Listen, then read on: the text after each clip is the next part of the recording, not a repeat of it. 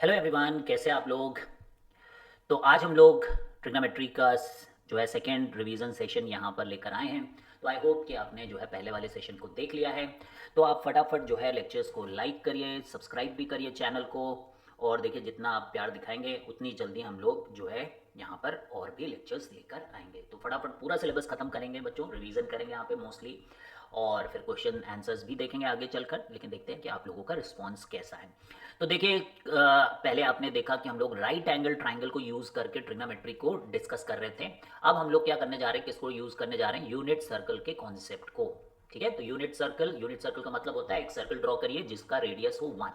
फिर आपको क्या करना है, एक जगह एक पॉइंट ले लीजिए पी। जैसे यहाँ पे पी ले लिया, तो क्योंकि ये देखिए कार्टेशियन प्लेन है, ये आपको एक्स एक्सिस दिख रही होगी, वाई एक्सिस दिख रही होगी। फिर वहां पे एक राइट एंगल ट्राइंगल बना लीजिए जैसे कि आपको दिख रहा है। तो अब आप देखोगे जो y है, y वो आपका परपेंडिकुलर है, और जो ये x है यहाँ पर दैट इज बेस। तो x किसके बराबर हो गया है, cos थीटा, और y किसके बराबर हो गया है, sin थीटा। यहाँ से आप ये बात समझ सकते हैं। तो अब जो ध्यान रखने वाली चीज है कि x is equal to cos theta and y is equal to sine theta. फिर बाकी आपको पता ही है tan थीटा कैसे निकाला जा सकता है, sec theta, cosec theta and cot theta. बहुत ही सिंपल है। अब देखिए क्या होता है, ट्रिग्नोमेट्रिक रेशियोज फॉर एंगल्स। तो ये सब एंगल आपको पता ही है, ठीक है। तो I don't want to waste time in discussing this. अब जो ध्यान देने वाली बात है कि अगर मान लीजिए कोई आपसे पूछता है सोल्यूशन कि sine theta is equal to 0, तो आपको फटाफट बोलना है theta is equal to N pi. तो पिछली क्लास में हम लोगों ने डिस्कस किया था कि एक्स एक्सिस जो होती है उसका एड्रेस है एन पाई।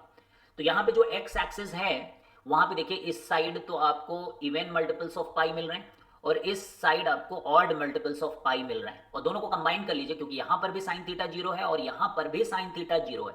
अब क्योंकि दोनों ही जगह साइन थीटा जीरो है, तो इसका मतलब क्या हुआ, इसका मतलब सीधी सी एक बात हुई है कि जो है पूरी एक्स एक्सिस पे कभी भी लोगे तो ये साइन थीटा जीरो होगा। और एक्स एक्सिस के लिए कंबाइंड तरीके से एड्रेस क्या बनाया हम लोगों ने, एन पाई। तो यहाँ पे वही देखने को मिल रहा है कि sine theta is equal to zero when theta is equal to N pi for all N belonging to integer. अब कॉस थीटा कहाँ जीरो होगा, ऑब्वियसली वाई एक्सिस में। अब किसी को इस पर कोई दिक्कत नहीं होनी चाहिए, क्योंकि x है cos थीटा और x इक्वल टू जीरो होगा y एक्सिस पर। तो इसलिए यहां पर cos theta equal to zero है और यहां पर भी cos theta equal to zero है।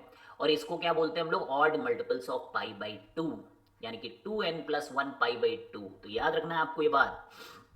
अब देखिए, प्लस वन और माइनस वन कहाँ होगा, प्लस वन होगा 2n पाई पे, यहाँ प्लस वन कर दीजिए, और ऑड मल्टीपल्स ऑफ पाई पे आपको माइनस वन मिलेगा। ठीक है।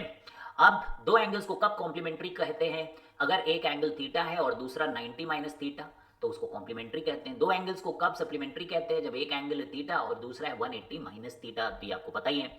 अब कहाँ पे cos x बड़ा होता है और कहाँ पे sin x, तो देखिए ये पूरा पोर्शन जो है यहाँ पे आप देखोगे कि जो cos x की वैल्यू है वो sin x से बड़ी होंगी, क्योंकि यहाँ पे जो x का कोऑर्डिनेट है वो बड़ा है y से। इन सब जगह x का coordinate is bigger than y coordinate.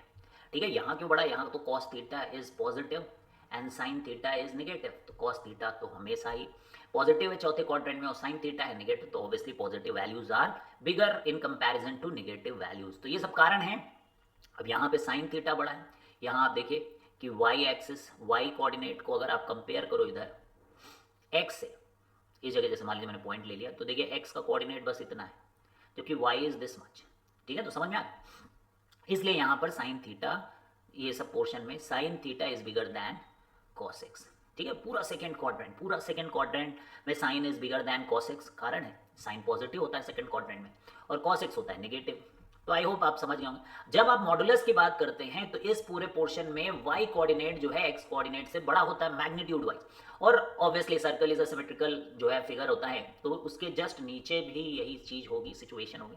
इसलिए इन सब जगह पर mod sine x is greater than mod cos x. अब थीटा बराबर पाई बाई फोर पे दोनों बराबर होंगे, pi five pi by four पे दोनों बराबर होंगे। अगर मॉड की बात करेंगे तो ये चारों जगह आप ये देखें, इस पॉइंट पे, इस पॉइंट पे, इस पॉइंट पे और इस पॉइंट पे mod cos theta and mod sine theta they are equal, और ये सारे लिखे हुए हैं। ये देखिए, pi by four, three pi by four, five pi by four and seven pi by. ये फर्स्ट क्वाड्रेंट है, ये सेकंड क्वाड्रेंट का एंगल है, ये थर्ड का है, ये फोर्थ का है। देख लीजिए पीछे, ये वाला फर्स्ट पाई बाई फोर, ये क्या है, three pi by four, this is five pi by four, this is seven pi by four. ठीक है, वही लिखा हुआ है। अब ये कुछ रूल्स हैं।